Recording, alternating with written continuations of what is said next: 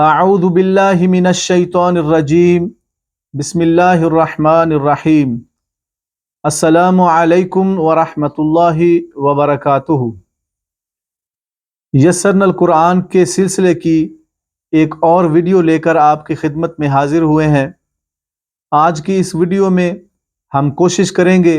کہ یسرنا القرآن میں سے سبق نمبر 10 کو ہم سیکھ سکیں۔ جس طرح انگریزی زبان میں 5 حروف واول کہلاتے ہیں، اسی طرح عربی زبان میں بھی 3 حروف ہیں جو کہ واول حروف ہیں، لیکن عربی زبان میں ان کو حروف مدہ کہا جاتا ہے۔ مدہ کا مطلب ہے کھینچنا یا لمبا کرنا، اور حروف مدہ الف، واو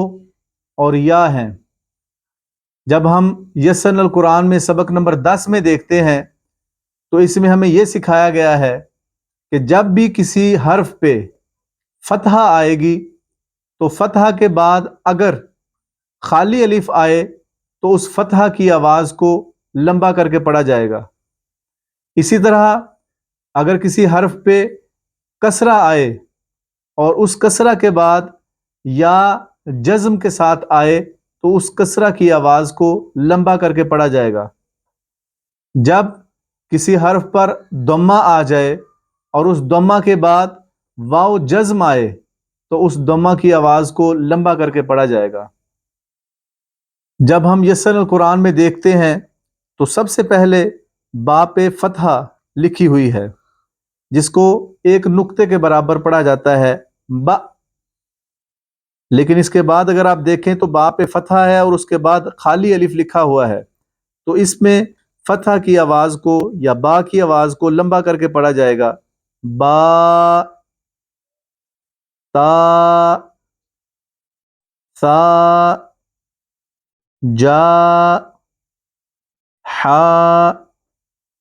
خا، دا، ذا۔ اب آپ نے غور کیا ہوگا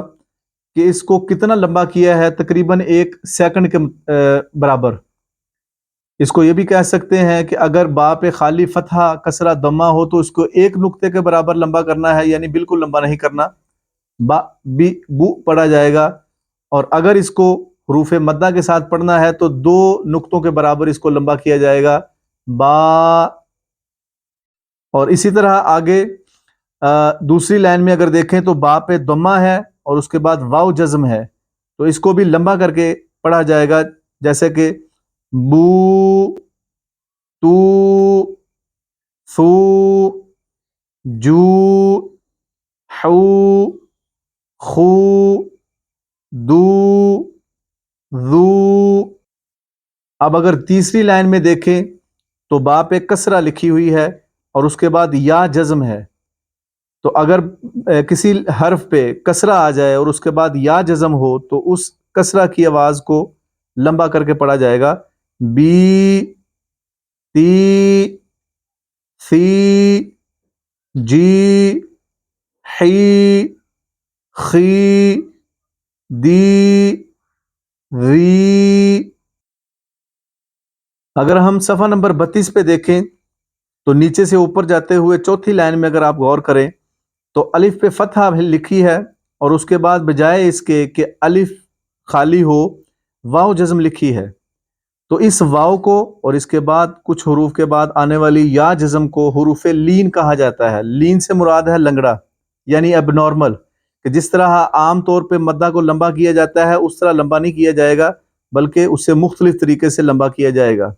اس لیے ان کو حروف لین کہا جاتا ہے جب یہ فتحہ کے بعد آئیں۔ تو اس کو الف فتحہ آ آواز اوپر کو جاتی ہے اور واو جزم کی آواز یہ سمجھ لیں کہ او کی آواز ہے، تو ان دونوں کو اکٹھا کر کے پڑھنے سے آؤ، باؤ، تاؤ،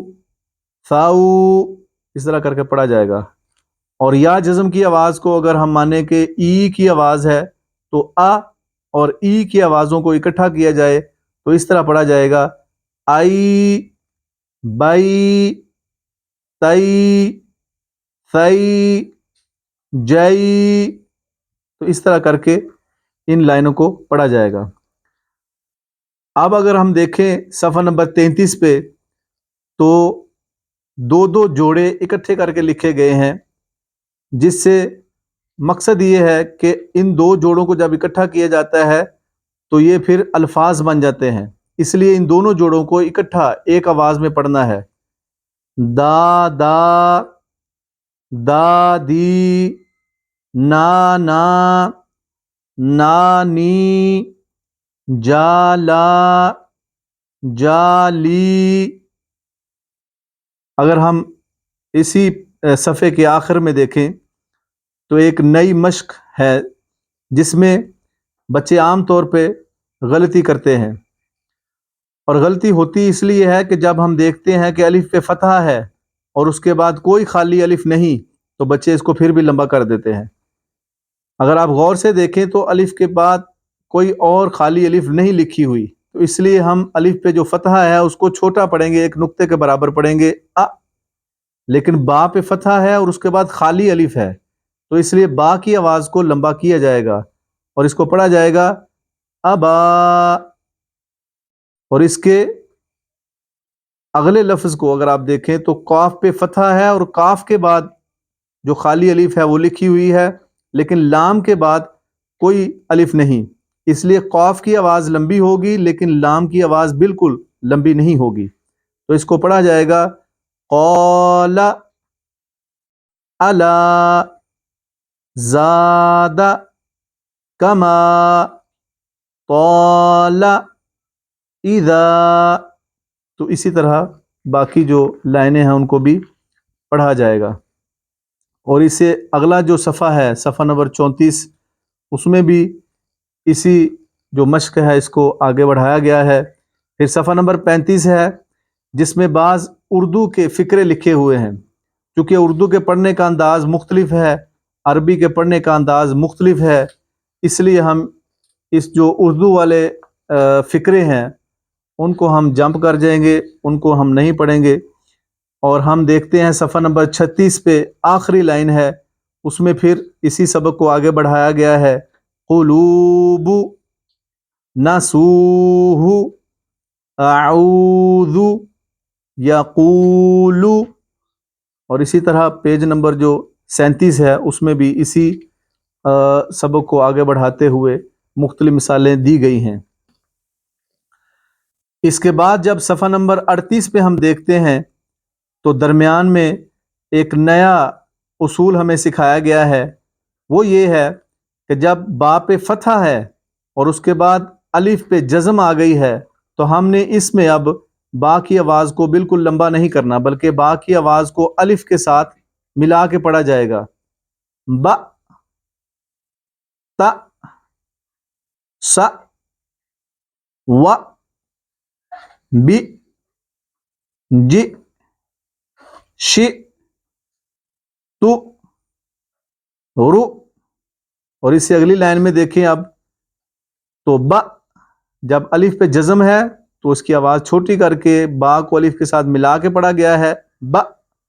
اور جب اگلے لفظ میں با پہ فتحہ ہے اور اس کے بعد الف ہے لیکن الف پہ کوئی بھی حرکت نہیں، خالی الف ہے، تو با کی آواز کو لمبا کیا جائے گا، با، یا، یا، جا، جا، فا، فا، سا، سا۔ اور اسی طرح آگے جو مشق ہے اس کو پڑھا جائے گا۔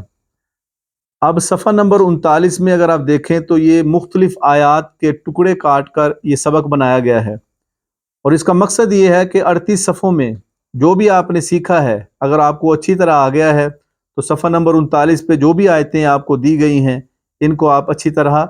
پڑھ سکتے ہیں۔ اگر ان کو آپ اچھی طرح نہیں پڑھ سکتے تو اس کا مطلب ہے کہ جو آپ نے 38 صفحوں میں پڑھا ہے وہ بھی آپ کو اچھی طرح نہیں آیا، اس کو ریوائز کرنے کی، اس کو دوبارہ پڑھنے کی ضرورت ہے۔ اور صفحہ نمبر 40 پہ ایک اور سبق بنایا گیا ہے جس میں یہ سکھایا گیا ہے کہ مختلف حروف کو عربی زبان میں مختلف طریقوں سے لکھا جاتا ہے، مختلف سٹائلز میں لکھا جاتا ہے، تو اس سے بھی بچوں کو روشناس کرانے کے لیے یہ سبق بنایا گیا ہے۔ اس سارے کو ہم جلدی جلدی ایک دفعہ پڑھ لیتے ہیں۔ अलिफ अलिफ, रा रा, कफ कफ, सफ, दाल, मद मद, सद, दाल, मद मद, तद, मीम मीम, लम लम, अम, समा, काफ काफ, कतबा कतबा, कफ, लज लज, फह फह, सख सख, जहादा, बज यज, बीमा, तुम, फहुम फहुम, सहुम, बिहिम, या या, फी। तो ये था सबक नंबर 10 यस्सरनल कुरान में से, जिसमें से हमने आपको कुछ हिस्से मिसाल के तौर पर पढ़कर सुनाए हैं, क्योंकि सारे हिस्से हम पढ़कर सुना नहीं सकते, क्योंकि इस तरह वीडियो बहुत लंबी बन जाएगी। तो उम्मीद है कि आपको इससे फ़ायदा होगा, अल्लाह करे ऐसा ही हो, और हमें अपनी आरा से ज़रूर आगाह करें, ताकि आइंदा आने वाली जो वीडियोज़ हैं उनमें हम आपकी आरा का भी जो है वो ख्याल रख सकें। तो अल्लाह ताला आपको भी जज़ा दे, हमें भी अपनी दुआओं में याद रखें। अगली वीडियो तक के लिए हमें इजाज़त दें। अस्सलामु अलैकुम वरहमतुल्लाहि वबरकातुहू।